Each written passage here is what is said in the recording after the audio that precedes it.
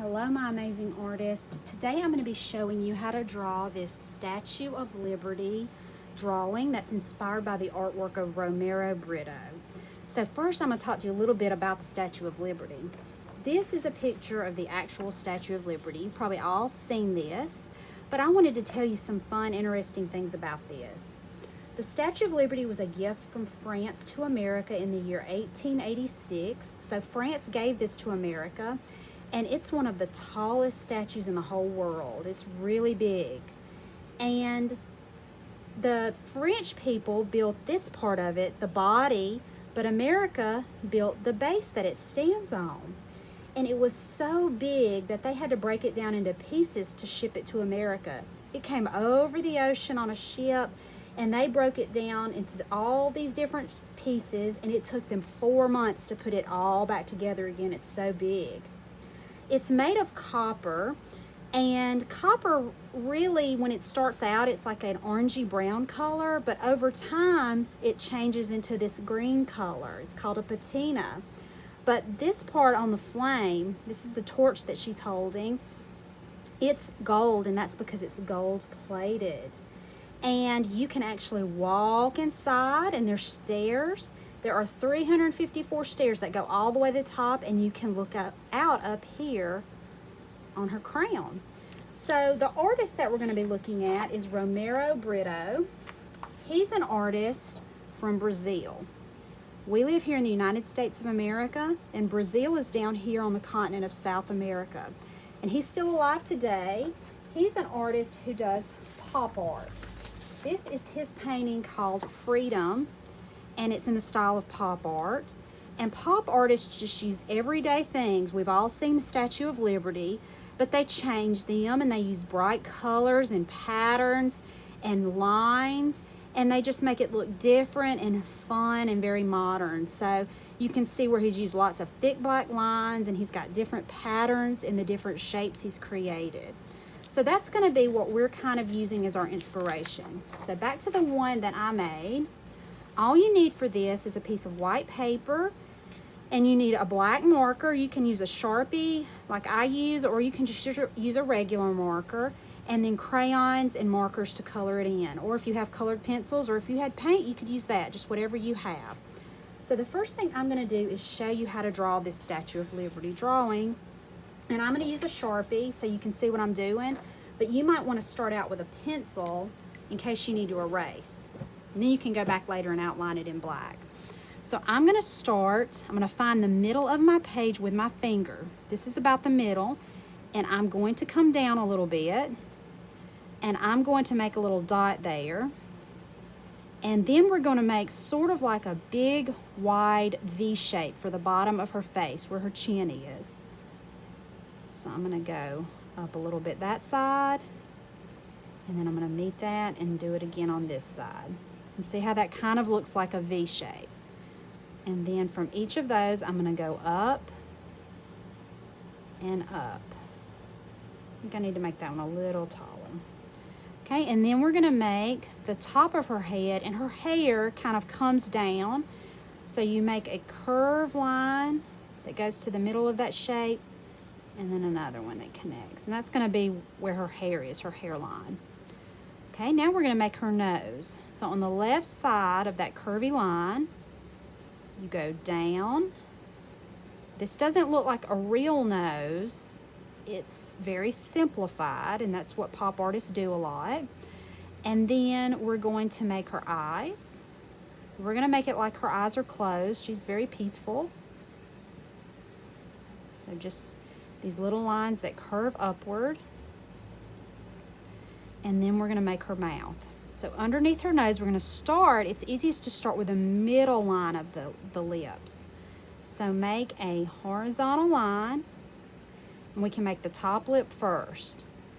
In the middle, above your horizontal line, make a small V, and then just connect them to your line. And then do that side. That's her top lip. And then her bottom lip, we're going to make a little diagonal line on each side, and then we're going to connect them. Now the one that I did and the one that Romero Britto did has 2 circles here where the cheeks are. That'll give you some interesting shapes to color later. So you can just draw 2 circles there, okay? Now the next thing we're gonna do, we're gonna make a line that comes off of this top point. We're gonna go one here, and we're gonna connect it with this, and we're gonna make the top part of that big crown she's wearing on her head. Go back over my line, okay? And then I'm gonna go up. This is, remember where I was showing you a minute ago where people walk up to and look out? This is what we're making. Okay. This is the big crown that she wears on her head. And then up from that, you're just gonna make lines that kind of radiate out from that, and later we'll fill those with patterns. Don't make them too close.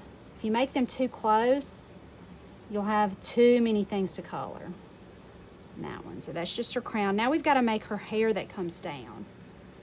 So at the bottom of her crown, come out, and we'll make a little shape like that.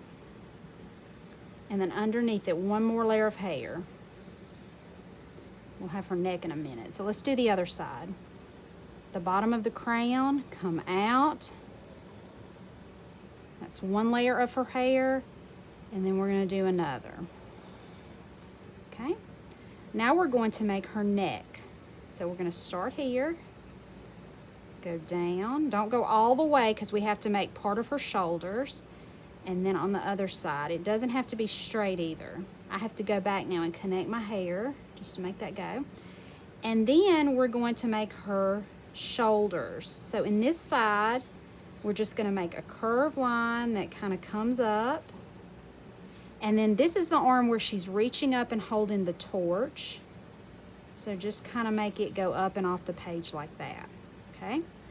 Now the next thing we're gonna do is, on the one that Romero Britto had, I'm gonna show you. See, he had a heart right here.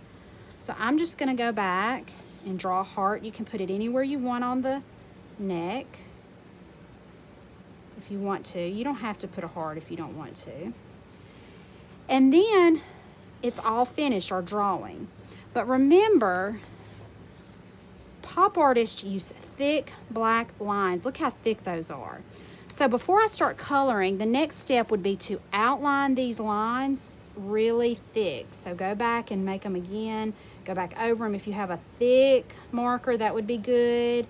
So they do make these really thick Sharpies, or you can just keep outlining it like I'm doing and making it really thick. So you want yours to look like pop art, so go back and do that over the whole thing.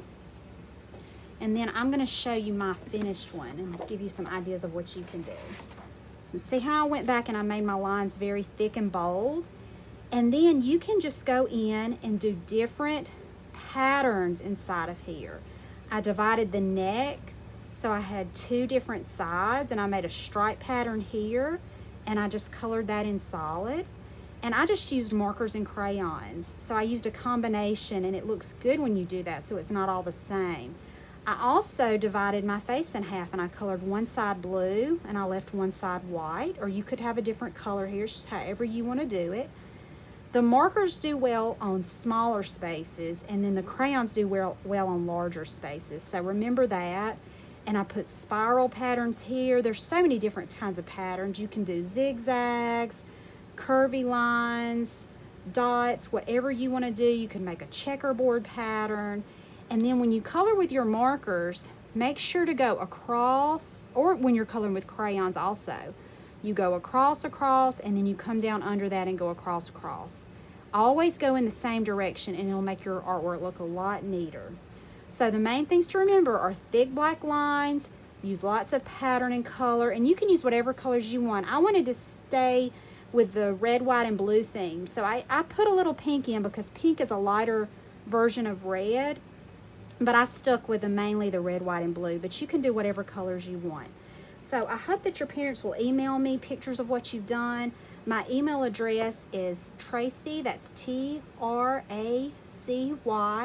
@leecountyschools.us, and you can email me your picture and I'll share it on our Sonia, and I'd love to see what you do. Thanks so much, and I'll see you next time.